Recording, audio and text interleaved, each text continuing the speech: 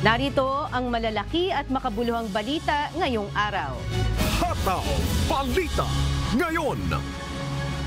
Tiwala si Pangulong Ferdinand Marcos Jr. sa mga makukuhang tulong ng Pilipinas sa kanyang working visit sa Germany at Czech Republic na nagsimula kahapon March 11. Ayon kay Pangulong Marcos, malaki ang may tutulong ng dalawang bansa sa pagpapalakas ng mahalagang sektor at industriya. Ilang kasunduan rin ang inaasahang malalagdaan ng Pilipinas sa nasabing European countries. My visit marks a pivotal moment in our efforts to continuously deepen bilateral relations and explore avenues for enhanced cooperation with Germany and the Czech Republic and indeed the world. Hataw Balita ngayon. Good news dahil inaasahan ng makakauwi sa Pilipinas ngayong araw ng Martes, March 12 ang 11 Filipino crew ng bulk carrier na MV True Confidence na inatake ng Houthi rebels sa may Gulf of Aden sa Yemen kamakailan. Mayroong 15 Pilipino ang barko nang mangyari ang insidente kung saan dalawa rito ang nasawi at isang Taiwanese, ngunit hindi pa rin nakikita ang kanilang mga labi. Samantala, mananatili pa sa ospital ang 2 Pilipino habang nagpapagaling. Hataw Balita ngayon. Umaasa ang mga kongresista na maipapasa sa Senado ang economic charter change. Dinidinig pa rin kasi sa kasalukuyan ng panukala sa Senate Subcommittee on Constitutional Amendments and Revision of Codes. 18 boto ang kinakailangan upang maipasa sa mataas na kapulungan ng Kongreso ang naturang panukala. And a call to the President and asking him to convince senators further, I think is a little bit asking for a little bit too much of the President, because given that the President has already mentioned it many times in many occasions. We want to still believe that the Senate will be able to pass it. So yun yung paniniwala namin. Hataw Balita ngayon. Tinutulan ni Senator Risa Ontiveros ang ideyang payagan si religious group leader Apollo Kibuloy na dumalo sa investigasyon ng Senado ng virtual o via teleconference. Iginit ng senadora na siyang tumatayong chairperson ng Senate Committee on Women, Children, Family Relations and Gender Equality na hindi umano dapat payagan si Kibuloy sa ganung paraan kagaya ng ginawa sa kaso ni expelled Negros Oriental 3rd District Representative Arnie Tevez, kung saan hindi rin ito pinahintulutan ng Senado na dumalo sa hearing ng online. Binigyang diin ni Senator Ontiveros na hihina ang kapangyarihan ng Senado kung papayagan nilang mag-appear ang isang pinaka-importanteng resource person ng virtual dahil posible itong makapagsinungaling nang hindi mabibigyan ng remedyo. Hataw Balita ngayon. Sa kaugnay na balita, tiniyak ng Philippine National Police na handa itong sumunod kung sakaling ipag-utos ng DOJ na arestuhin si religious group leader Apollo Kibuloy.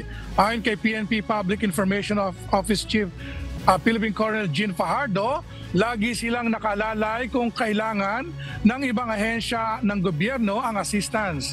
Aniya, wala pang nakikipag-ugnayan sa ngayon sa PNP kaugnay sa pending cases ni Kibuloy sa US. Pagkaganyan po kasing mga kaso po, it should be the Department of Justice who should take cognizance of these cases. But on the part of the PNP, just like we normally do and usually do po, kapag kailangan po ng assistance ng PNP, ay lagi naman po tayong naka-ready na magbigay po ng assistance sa other concerned government agencies po like DOJ and DFA po. Hataw Balita ngayon. Pinirmahan na kanina ng Commission on Elections o COMELEC ang kontrata sa pagkuha ng serbisyo ng South Korean firm na Miru para sa automated election system sa 2025 elections. Binalaan ni COMELEC Chairperson George Erwin Garcia ang bagong voting machine provider nito hinggil sa posibilidad na lapitan ito ng mga grupo o politiko para makakuha ng pabor sa darating na 2025 elections sa Pilipinas. Ayon kay Garcia, huwag sirain ng South Korean firm na Miru ang kontrata nito dahil mabigat ang parusa o walang piyansa ang electoral sabotage sa ilalim ng Republic Act 9369. Tiniyak naman ng kumpanya na magiging transparent sila para sa pagdaraos ng maayos na halalan sa bansa. Hataw Balita ngayon. Muling pinamunuan muna ni Department of Agriculture Secretary Francisco Laurel Jr. ang National Food Authority o NFA simula kahapon March 11. Kasunod ito ng panibagong suspension order na ipinataw ng Office of the Ombudsman sa bagong talagang officer in charge ng ahensya, ang Acting Department Manager for Operation and Coordination at 2 pang opisyal nito. May kaugnayan pa rin sa umano'y maanumalyang bentahan ng buffer stock ng NFA rice ang ipinataw na suspensyon ng Ombudsman. Hataw Balita ngayon. Ipatutupad na simula April 15 ng Metropolitan Manila Development Authority or MMDA ang pagbabawal sa mga e-trike at e-bike sa national roads. Dahil dito maaaring ma-impound ang mga nasabing electric vehicle na mahuhuli kapag walang driver's license ang nagmamaneho. Iginit naman ng MMDA na hindi bago ang patakaran dahil ipinag-utos na ng DILG noong 2020 na ipagbawal sa national road ang mga e-trike at e-bike. Kung nag-violate po yung ganitong klase sasakyan at walang lisensya yung nagmamaneho, kasama po yung pag-impound doon sa vehicle dahil wala kaming pag-charge ng violation. Hataw Balita ngayon. Ibinalita ni Senator Amy Marcos ang patuloy na pagbuti ng kalagayan ng kanyang ina na si dating First Lady Imelda Marcos. Ayon sa senadora, inaasahan na nilang makalalabas na ospital ang dating unang ginang ngayong araw ng Martes, March 12. Sinabi ni Senator Amy na bagamat may pneumonia pa rin ng kanilang ina, mabuti na anya ang pakiramdam nito at balik na rin sa normal ang kanyang temperatura. Hataw Balita ngayon. Yan, good morning Bebs at Amiel. Ba, itong patungkol sa e-bike muna, no? O yung at e-trike na pagbabawal sa mga national road. Sa April 15 na pala magsisimula ito sa Metro Manila. At pagka walang driver's license ay maaaring ma-impound yung e-bike at e-trike. Pero bawal pa rin eh. Kung may driver's license naman, ang unang ibinalita dyan, meron namang multa na nasa 1,000 yung halaga din ito, Amiel at Bebs. Amigo, umuwi ako sandali sa Pilipinas itong nakaraang linggo at talagang nakita ko kung gaano karami na yung e-bike at e-trike na talaga namang minsan ay sa gitna ng kalsada, nakakatakot dahil syempre alam naman natin na hindi naman talaga hindi nagsusuot ng helmet at minsan ay may mga kargang mga bata. Nakakatakot talaga dahil hindi naman to ganun kabilis di ba amigo, kagaya ng mga regular na mga sasakyan. Kaya minsan ay talagang nakakaabala ito sa mga malalaking mga sasakyan. Bagamat di natin masisisi yung ating mga kababayan dahil mura naman talaga yung mas nakakatipid daw sila umano dahil nga dun sa gasolina sa kanilang pagtransport. Pero talagang maganda rin naman na mailagay talaga sa tama kagaya sa iba-ibang mga bansa na napupuntahan namin na meron talagang mga regulasyon patungkol sa mga ganitong mga sasakyan na hindi talaga pwedeng isama doon sa mga mabibilis na mga sasakyan para makaiwas sa aksidente yung ating mga kasangbahay. Diyan ba, Beb? Marami na rin bang mga e-bike at mga e-trike din?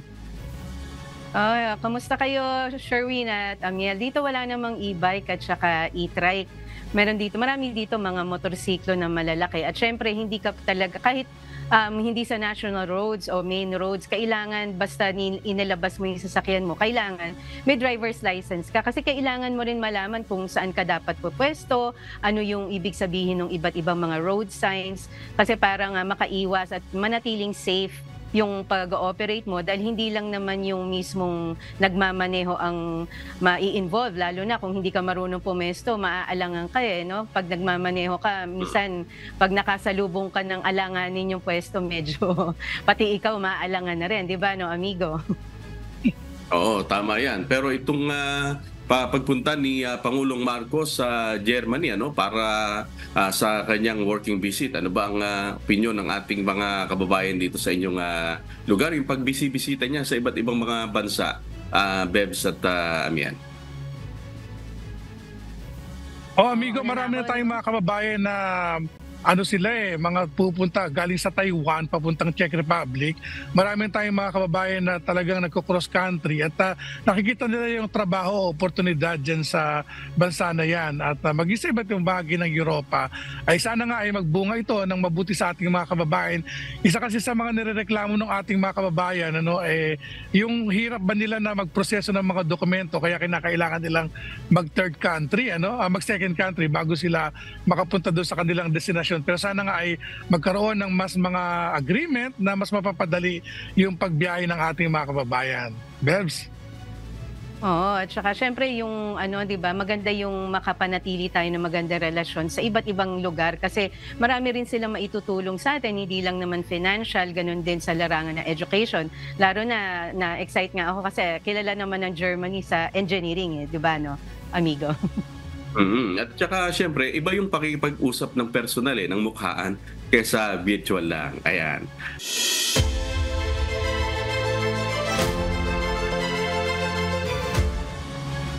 Binatigos ni Senate Deputy Minority Leader Risa Ontiveros ang kumakalat sa social media na umano'y 17 kondisyon ni Religious Group Leader Apollo Kibuloy bago humarap sa pagdinig ng Senado. Para sa mambabatas, out of this world, anya ang nasabing hiling ni Kibuloy. So wow, kukulangin pa talaga yung ipinalimos niya sa mga taon niya para sa jet fuel. Hindi lang 4-star, 3-star, 2-star, 1-star hotel, 5-star hotel. Magastos po ang resource person natin. Wala pa namang official na communication sila tungkol sa mga iyon or ilan or isa sa mga iyon. Sana nga hindi totoo kaya lang pinamumudmud talaga nila.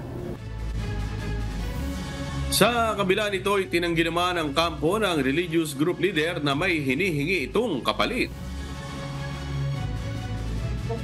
As far as I'm concerned, as a member of Pastor Apollo Kibuloy's legal team, no such demands were made or are being imposed upon the Senate, specifically the Committee of Senator Risa Ontiveros, with respect to the appearance of Pastor Kibuloy before the Senate.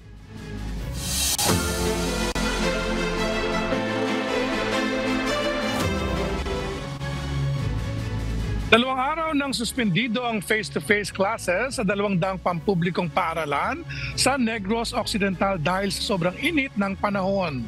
Ayon sa Department of Education Western Visayas, simula kahapon hanggang ngayong araw, March 12, wala munang pisikal na klase ang paaralan sa Bacolod City, Silay City, Talisay, Bago, Silay, Murcia at EB Magalona, Kabangkalan at Himaymalan City para maiwasan ang heat stroke sa mga estudyante.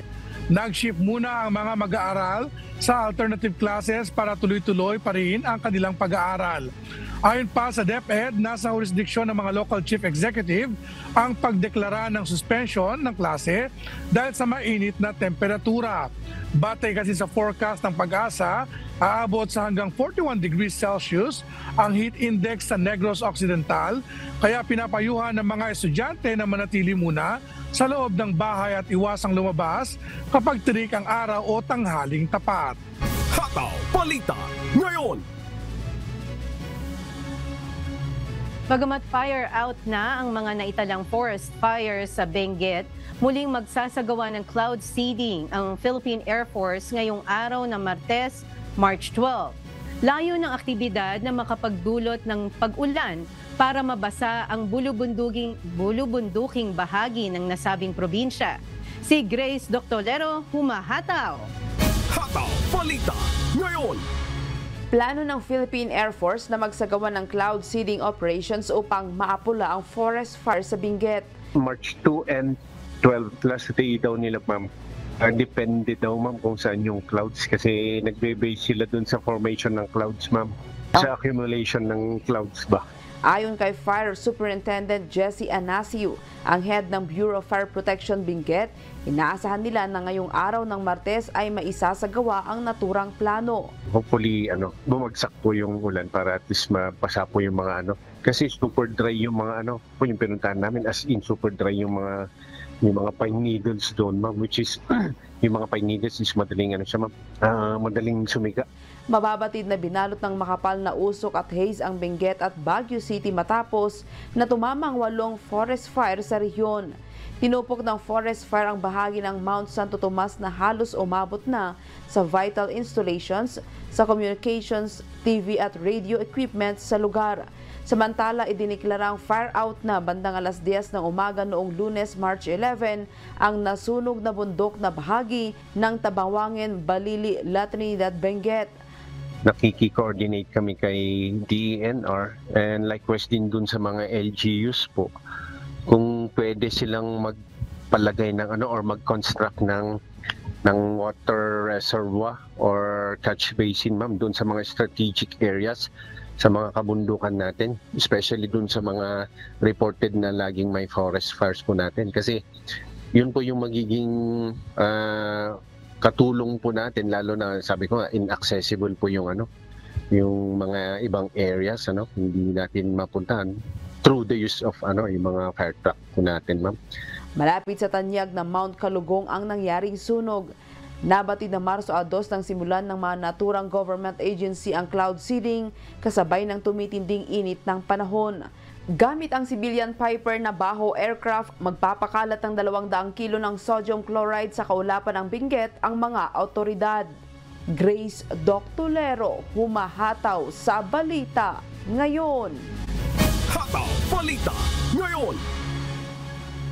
Nasa gitnang Coast Guard District Southern Tagalog ang nasa mahigit 200 pasahero at crew ng isang roll-on, roll-off o RoRo vessel matapos nitong sumadsad sa karagatang sakop ng barangay Kapaklan, Romblon.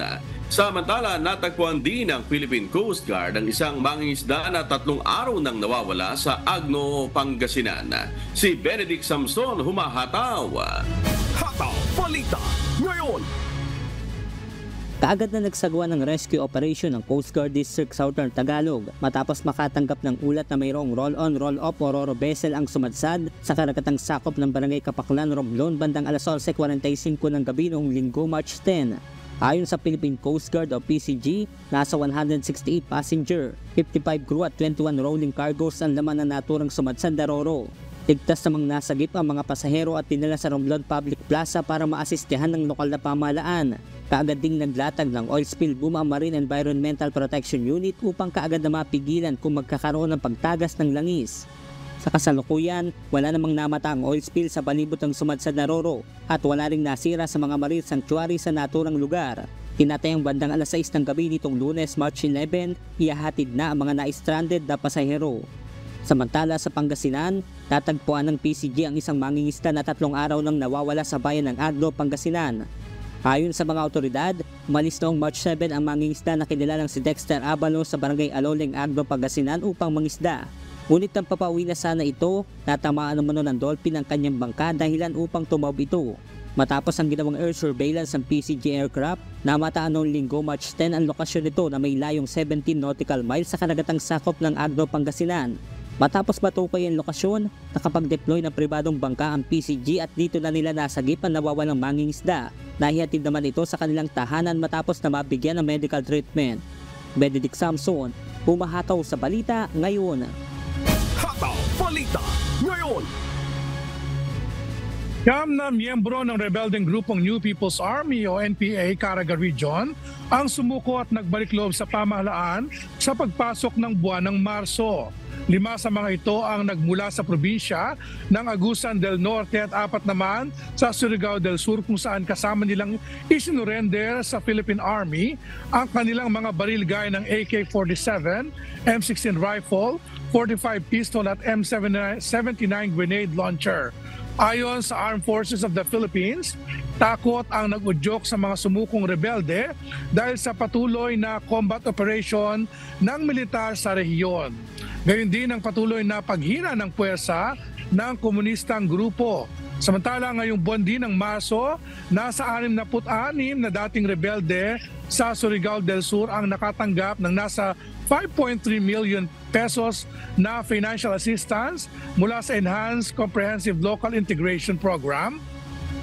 Bukod dito, may mahigitling 600,000 pesos na ayuda sa mga ito mula sa iba't ibang government agencies.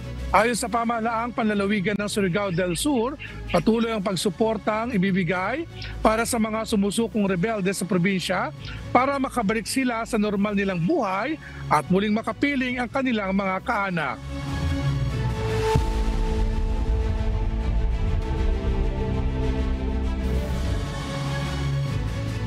Balak pasimula ng Health Ministry ng South Korea ang pagdedeploy ng military at public health doctors sa mga ospital sa South Korea. Bunsod ito ng pagkabigo ng pamahalaan na mahikayat ang nasa 12,000 nagwewelgang mga doktor na bumalik na sa kanilang trabaho. Ito ang humahataw na balita ni Gerard Moral. Hataw Balita ngayon! Nasa 20 military surgeons at 138 public health doctors ang ide-deploy ng Health Ministry sa mga ospital sa South Korea upang tumulong sa mga pasyente na naantala ang gamutan dulot ng pagwiwelga ng nasa 12,000 trainee doctors sa bansa. February 20 nang simulan ng trainee doctors ang naturang welga bilang protesta sa plano ng pamahalaan na pagdaragdag ng nasa 2,000 medical school admissions taon-taon upang matugunan ang malaking kakulangan sa mga doktor sa gitna ng tumatandang populasyon sa bansa. Argumento naman ng trainee doctors, hindi masosolusyonan ng usapin ukol sa pagtataas ng sahod at pagkakaroon ng magandang working condition ang planong ito ng pamahalaan. Ayon sa Health Ministry, nagpadala na ang kanilang tanggapan ng administrative notifications bilang unang hakbang sa pagsususpinde ng medical licenses ng trainee doctors na kasama sa welga. Lumabas naman sa isang survey na nasa 84% ng respondents ang sumusuporta sa plano ng pamahalaan na pagdaragdag ng mga doktor sa bansa at 43% ang nagsabing dapat maparusahan ang nagwewelgang mga doktor. Gerard Moral, humahataw sa balita ngayon. Hataw Balita ngayon! Makikipagtulungan ang Canada sa iba't ibang bansa upang maihatid ang tulong sa Gaza sa pamamagitan ng dagat. Ipinahayag ito ni Foreign Affairs Minister Melanie Joly nitong linggo habang daan-daang libong mga Palestino ang patuloy na nakararanas ng gutom. Ito ang humahataw na balita ni Erica Luzong. Hataw Balita ngayon! Ipinahayag ni Foreign Affairs Minister Melanie Joly noong linggo, March 10, na makikipagtulungan ang Canada sa internasyonal na koalisyon na nagtutulungan upang madagdagan ang daloy ng tulong sa Gaza sa pamamagitan ng isang humanitarian sea corridor mula sa Cyprus. Kasunod ito ng isang pagpupulong na ginanap sa pagitan ni Joly at ng kanyang counterpart sa United Arab Emirates. Sabay-sabay na inanunsyo nitong Biyernes, March 8 ng United Arab Emirates kasama ang European Commission, Germany, Greece, Italy, the Netherlands, Cyprus, United Kingdom at United States ang kanilang hangarin na buksan ng isang maritime corridor. Ang pagbubukas ng Sea Corridor kasama ang airdrops ng Estados Unidos, Jordan at iba pa ay nagpapakita ng lumalaking alarma sa mapanganib na krisis sa Gaza. Ayon sa Hamas-run Health Ministry sa Gaza, hindi bababa sa 31,045 na mga Palestino ang namatay mula nang magsimula ang digmaan. Bahagi ang ministry ng Hamas-run government at ang kanilang mga numero mula sa mga nakaraang digmaan ay kadalasang tumutugma sa mga itinatala ng United Nations at independent experts. Erica Luzong, humahataw sa balita ngayon. Hataw Balita ngayon! Pinangalanan na ng mga otoridad ang 2 National Guard member at isang Border Patrol agent na namatay matapos bumagsak ang sinasakyan nilang helicopter malapit sa United States-Mexico border.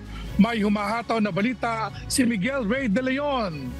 Hataw Balita ngayon.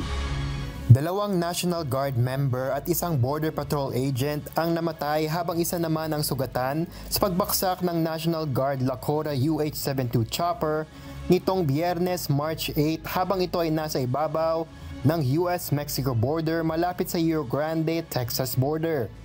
Ayon sa National Guard Bureau, kinilala ang mga nasawi na sina Chief Warrant Officer Casey Frankowski, 28 anyos na nagmula sa Rensselaer, New York, at si Chief Warrant Officer John Gracia, 30 anyos na mula naman sa Schenectady.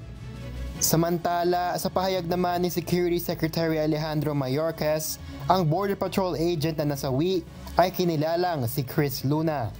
Nitong Sabado, nagpaabot ng pakikiramay si US President Joe Biden sa mga kapamilya ng mga nasawi, kasabay ng pagpaparangal at pagpapasalamat sa mga ginawang proteksyon ng mga ito sa bansa.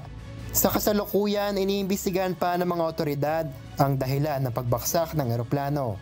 Miguel Rey de Leon, humahataw sa Balita Ngayon.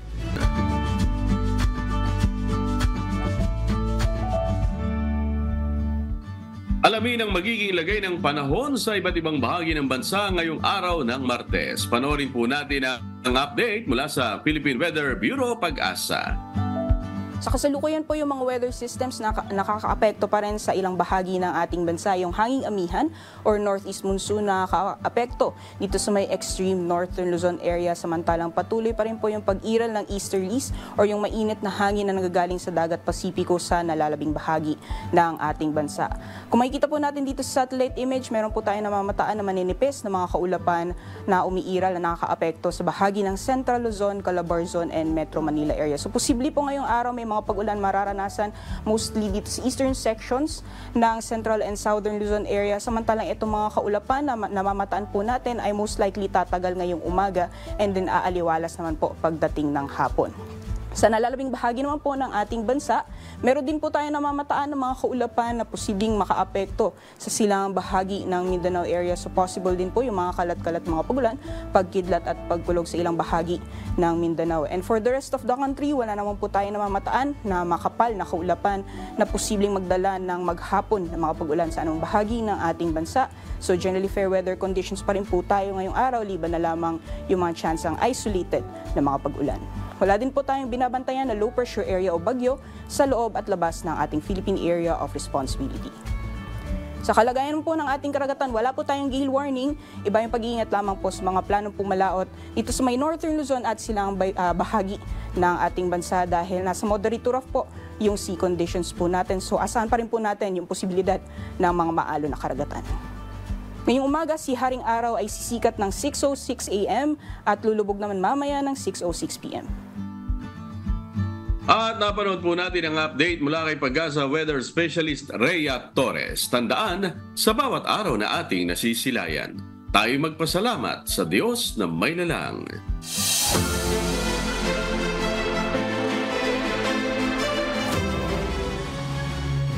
Hindi nagdalawang isip ang mga kawani ng Kabayan Municipal Police Station na tumulong sa pag-rescue sa hiker na nanghina habang paakyat ng Mount Pulag. Nakatanggap sila ng tawag mula sa Camp 2 ng Mount Pulag National Park, Ugnay, sa kalagayan ng isang hiker na hindi tumuloy sa pag-akyat ng bundok dahil sa matinding pagod. Kasama ang mga kawani ng Benguet, 1st PMFC at Mount Pulag Eco Tour Guide and Porters Association. Agad na nagtungo ang mga kawani ng Kabayan, MPS sa Camp 2, gamit ang kawayan at kumot, pinagtulungan nilang buhatin ang naturang turista pababa ng bundok. Bumuti naman ang kalagayan ng turista matapos madalas at tinutuluyan nilang homestay.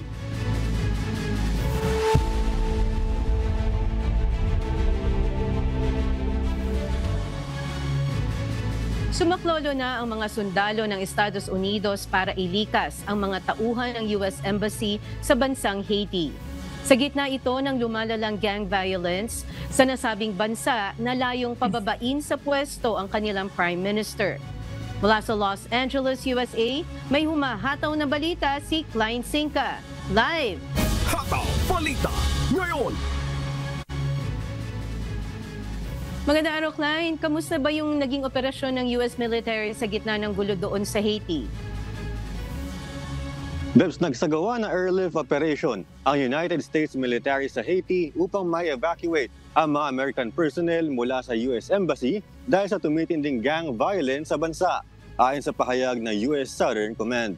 Nagpadala na rin ng karagdagang pangtropa ng mga sundalo sa paligid ng US Embassy sa nasabing bansa.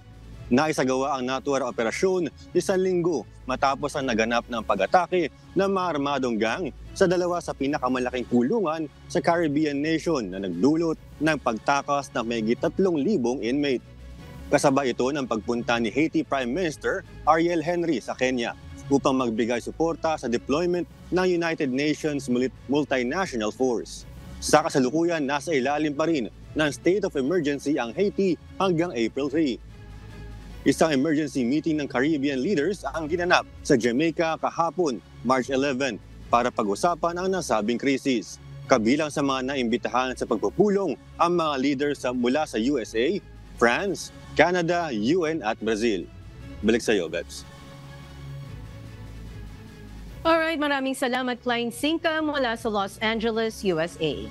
Hataw Balita ngayon! Halos dumoble ang importasyon ng mga armas ng mga bansa sa Europa sa nakalipas na 5 taon na. Nangunguna sa mga ito ang bansang Ukraine dahil sa patuloy na gera nito sa Russia. At mula sa Ottawa, Canada, may humahataw na balita si Charles Corpus. Hataw Balita ngayon! Charles, ilang porsyento ang itinaas ng arms sa import sa Europe? Yes, Sherwin, ayon sa Stockholm International Peace Research Institute o SIPRI, tumaas ng 94% mula 2019 hanggang 2023 ang arms import ng Europe. Nangyari ang mabilis sa pagtaas nito matapos salakayin ng Russia ang Ukraine. Dahil dito, halos dumoble ang halaga ng arms importation mula 2019 hanggang 2023 kumpara noong 2014 hanggang 2018. Pang-apat sa top importer ang Ukraine bukod pa sa halos 30 estado na nagsusupply dito.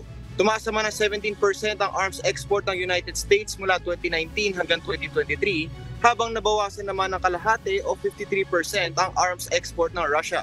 Bumaba naman ng bahagya sa 3.3% ang global transfer volume ng international major arms, kabilang ang aircrafts, major warships, surface-to-air missiles at mga tangke mula 2014 hanggang 2018 at 2019 hanggang 2023. Balik sa iyo, Sherwin. Marami palang mga bansa dyan sa Europa, na dyan sa yung nangangailangan ng arms exports. Pero ano ba ang nangunguna dyan na Charles? Yes, Sherwin, sa ngayon nananatili pa rin na world's largest arms exporter ang Estados Unidos na may global shares na 42% ayon sa datos ng SIPRI noong 2023 na nagsusupply sa mahigit na 100 bansa. Balik sa iyo, Sherwin. Okay, maraming salamat, Charles Corpus mula sa Ottawa, Canada. Hataw Balita ngayon! Pagpupondo sa 2 age-based transport fare sa New Zealand, ititigil na ng pamahalaan. Pagpapatupad ng pagbabago sa transport fare sa bansa, isimula na sa Mayo 1 ng taong ito. Ito ang humahataw na balita ni Early Briones. Hataw Balita ngayon! Ititigil na ng pamahalaan ng New Zealand ang pagpupondo ng libreng pampublikong transportasyon para sa mga bata at kalahating bayad pasahe para naman sa mga kabataan edad 25 pababa. Gayunman mananatili pa rin ang mga pre-existing discount na direktang pinupondohan ng mga council, tulad ng concessions para sa mga estudyante ng tertiary at secondary schools. Tiniyak naman ni New Zealand Transport Minister Simeon Brown na mabibigyan ng suporta ang mga pangunahing nangangailangan ng abot-kayang pamasahe, habang pananatilihin naman na balanse ito sa cost pressures na kinakaharap ng transport system ng New Zealand. Bunsod nito, mananatili pa rin ang half prices fares para sa mga taong gumagamit ng community services cards at total mobility services. Ayon naman sa chairperson ng Greater Wellington Regional Council's Transport Committee na si Councillor Thomas Nash at Auckland Growth and Optimization Manager na si Richard Harrison. Hindi kakayanin ng local councils na mapanatili ang libre at maging kalahati lamang na pamasahe kung walang tulong mula sa gobyerno. Dahil dito, hinihikayat nila ang kanilang nasasakupan na i-check kung eligible ba sila na magkaroon ng Community Services Card Concession upang maka-avail ng half prices fares. Inaasahang libu-libong tao ang maaapektuhan ng bagong panukalang ito. Gayunpaman, naniniwala sina Thomas Nash at Richard Harrison na hindi ito magkakaroon ng malaking epekto sa patronage rate o bilang ng mga tumatangkilik sa mga pampublikong transportasyon sa bansa. Early Briones, humahataw sa balita ngayon. Hataw Balita ngayon! Isang kilos protesta sa pamamagitan ng sayaw ang isinagawa ng mga migranteng manggagawa sa Taiwan. Layo ng nasabing pagkilos na himukin ang pamahalaan na gawing patas ang labor law para sa mga migrante sa teritoryo. Ito ang humahataw na balita ni Vanessa Salud. Hataw Balita ngayon! Migrant workers fight, fight, fight! Fight for equal workers' rights! Fight for equal workers' rights! Migrant workers fight, fight, fight! Nagtipon-tipon ang iba't ibang grupo ng mga migrant workers sa Taipei Main Station, Taipei, Taiwan noong Linggo, March 10.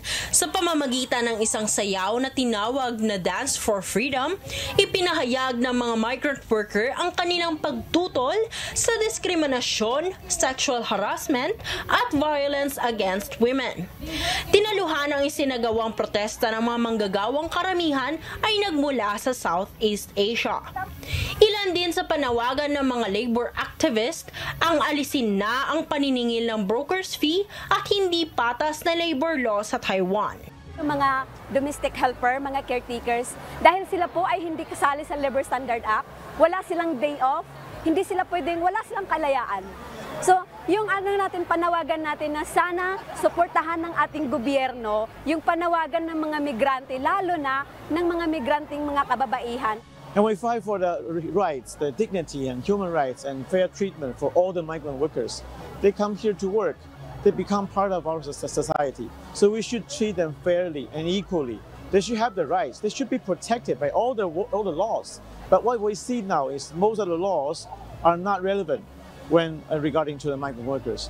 Ang isinagawang kilos protesta ay kasabay ng pagdiriwang ng International Women's Day at ng taunang 1 Billion Rising Campaign, isang global movement na sinimulan noong 2012. Sa kasalukuyan, nasa 700,000 migrant worker ang naninirahan sa Taiwan na karamihan ay nagmula sa mga bansang Vietnam, Indonesia, Pilipinas at Thailand. Vanessa Salud, humahataw sa balita ngayon.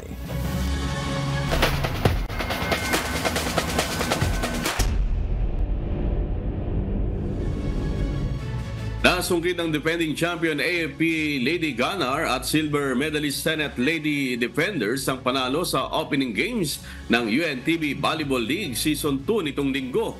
Samantala, mas pinalaki naman ang cash prize para sa bawat mananalong kuponan. Itong humahataw na balita ni Bernard Daddies. Hataw Balita ngayon! Country's first and only charitable volleyball competition.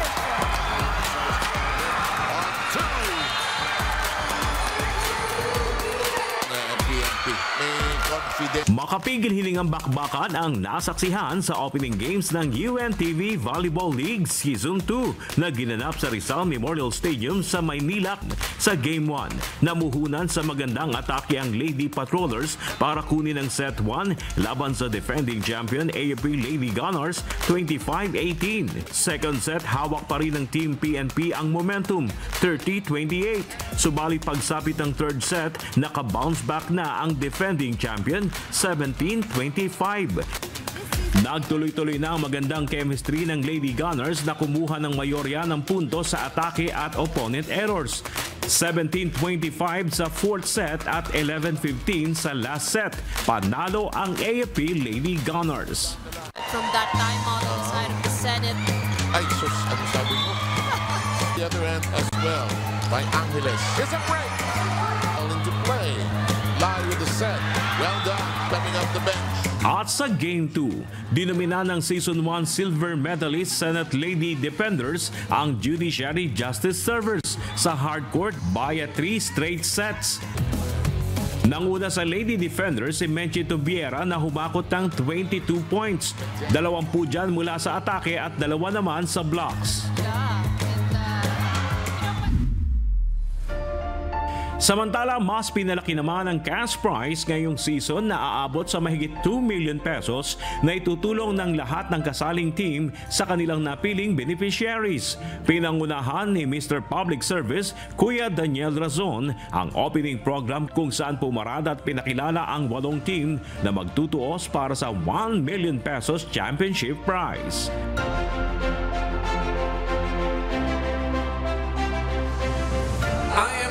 To announce, nag-umpisa po ang UVL, ang ating gold ay 500,000 lang. Ina-announce namin today, ang ating pong gold ngayon ay magiging 1 million pesos na po. At yun ay para pa rin sa ating mga chosen charitable institutions. Ibig sabihin po, ang gold ay 1 million na. Ang atin pong silver ay 500,000 na. Ang ating bronze will get 300,000 pesos. Ang atin pong fourth naman ay makakakuha ng 150,000 pesos. And of course, wala pong masisiro dahil the remaining teams who will get 5th to 8th place ay makakakuha pa rin ng tig 50,000 pesos bawat isa po sa kanila. This is not going to be the last season for us, but this is going to be the second and looking forward na marating pa po natin hanggang uso pa ang bola. Binigyang pagkilala rin ni UBL Commissioner Ronnie Magsanok ang kontribusyon ng kababaihan sa sports at public service sa pamamagitan ng UBL. Kami po ay nagpapasalamat sa inyong pakikisa, pakikilahok at higit sa lahat sa pagsama sa advokasya ng aming mahal na si Kuya Daniel Razon. Pagtulong sa kapwa, paglalaro at higit sa lahat pagkakataong mabuhay muli ang inyong mga pangarap at sa lahat ng government agencies, mga manlalaro, coaches at staff at sa inyong management, sa inyong tiwala. Ang dati pong pangarap ngayon ay nais sa katuparan na.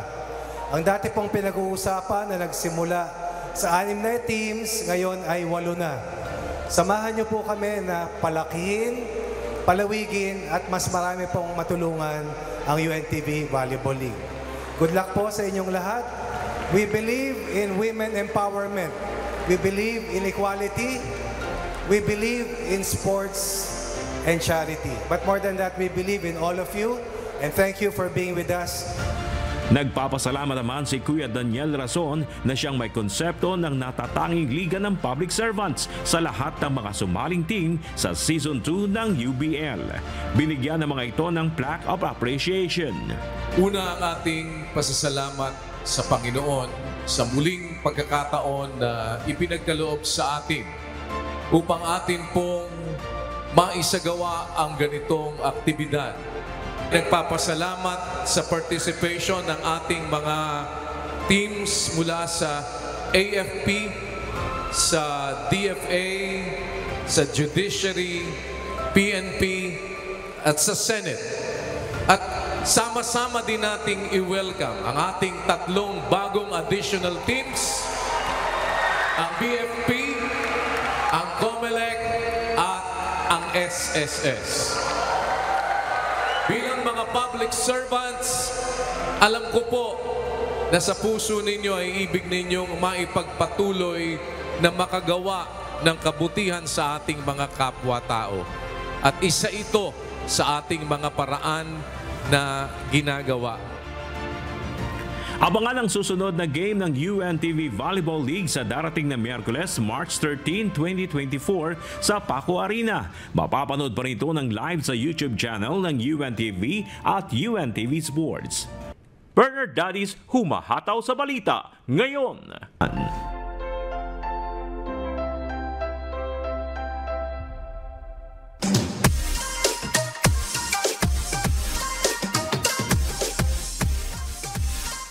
Ito na ang hindi natin makalilimutan, ang pinakaabangan nating lahat. Amiel, pwede bang bumate? Pwede. Narito ang pagbati ng ating kababayan. Ako po si Alex Takasa, mula po dito sa Wellington, New Zealand, ay bumabati po ng magandang araw sa mga taga-Hacienda, Mexico, Pampanga at sa aking may bahay na si Sharon at ang aking mga anak na si Axel, Charlex at Elingel. Maraming salamat po sa Diyos. Patuloy po namin kayong inaanyayahan sa nagpapatuloy na mass indoctrination ng MCGI. Day 12 na po tayo, mamayang 7 p.m. Philippine time sa official MCGI social media accounts. Kabilang MCGI channel, ang official YouTube channel ng members, Church of God International. Patuloy rin po namin kayong inaanyayahan na makiisa sa Global Prayer for Humanity tuwing Lunes hanggang Biyernes, alas 9:30 ng gabi. Ito po ay nakastream ng live sa lahat ng MCGI social media accounts. Ang Global Prayer for Humanity ay bukas po sa lahat, anuman ang inyong relihiyon o lahi. At sa aming ibabahaging mga salita ng Diyos na ating sandigan, mula sa Ecclesiastes Kapitulo 7, Talatang 7.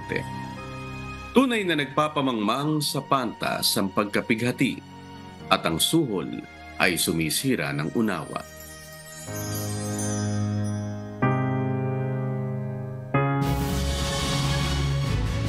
At yan po ang mga humahataw na balita ngayong umaga ng Martes, ika-12 sa buwan ng Marso 2024. Sa ngalan po ng lahat ng bumubuo ng UNTV News and Rescue, UNTV Radyo La Verdad 1350 at ng ating mga correspondent mula Luzon, Visayas at Mindanao. Mula po rito sa Pilipinas, ako po inyong amigo Shervin Tulubong. At yan po ang mga humahataw na balita sa iba't ibang panig ng mundo ngayong Tuesday morning, March 12, 2024. Mula rito sa Seoul, South Korea, ako po si Amiel Pascual. Kamsahamnida. Ako naman si Beverly Saison mula dito sa birthplace ng California, walang iba kundi sa San Diego, California, USA. At dito sa UNTV at sa UNTV Radio La Verdad 1350, Diyos ang aming sandigan. Serbisyo publiko ang aming pinahahalagahan. Susunod na ang Good Morning Kuya. Salamat po sa Diyos at magandang umaga.